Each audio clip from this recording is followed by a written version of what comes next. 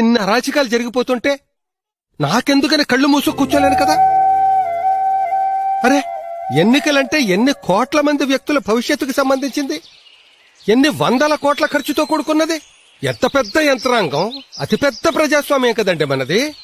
దాన్ని కాపాడుకునే బాధ్యత లేదండి మనకి.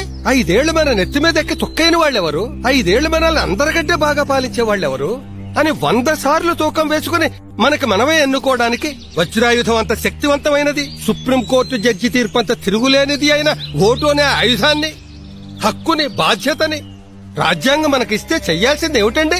మన ఆయుధాన్ని సీసా మందుకు అమ్మేసుకోవడమా? నాయకుడేమో ఆయుధాలను పట్టుకెళ్లి జమ్మి చెట్టు మీద దాచిపెట్టేయడమా? దాంతో 5 ఏళ్ల పాటు మనందరం అస్త్ర సన్నాసుల్లా ఉండిపోవడమా? మరి మీరు కూడా మందు కొట్టేసి ఓటేశారు కదా సార్. అవును, అభ్యర్థులు పంచిన మందుని ఫుల్లుగా కొట్టేసి వేశాను. అదేం మెలిక? మీ మీద మీరే కేసు వేసుకున్నారు. అదేం మెలిక? ఆ మధ్య జరిగిన పంచాయతీ ఎన్నికల్లో మందు కొట్టేసి జనం ఓట్లు వేస్తున్నారంటే మహాప్రభు అని మొరపెట్టుకుంటే సాక్ష్యం ఏది అని అడిగారు. అందుకే ఈసారి నేనే పెద్ద సాక్ష్యం. ఇంతకీ మీరేం చెప్పదలుచుకున్నారు? ఎంప్లాయీ మందు తాగి ఉద్యోగం చేస్తుంటే సస్పెండ్ చేస్తున్నారు.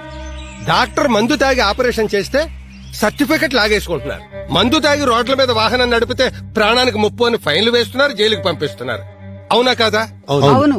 మరి మందు తాగి ఓటు వేస్తే ఊరికి ముప్పు కాదు, రాష్ట్రానికి ముప్పు కాదు, దేశానికి ముప్పు కాదు, మన బంగారు భవిష్యత్తుకు ముప్పు కాదు. నీకిచ్చిన పవిత్రమైన ఓటుని నువ్వు అపవిత్రం చేసినట్టు కాదు. కడుపు నిండా చొక్కేసుకుని, వేలికి చొక్కేయించుకుని, నీ వేలుతో నీ కంటిని నువ్వే పొడుచుకున్నట్టు కాదు. అందుకే సంబంధితులందరి మీద కేసు వేశాను. ఈ నియోజకవర్గంలో ఈ ఎన్నిక చెల్లదు, రీపోలింగ్ జరపాలి అని. అప్పుడైనా బాగా ఆలోచించి ఓటు వేయండి. విలువైన ఓటుని మద్యానికో, కరెన్సీ, కాగితానికో అమ్ముకోకండి. ఓటుని బాధ్యతగా వేయండి, బానిసగా కాదు.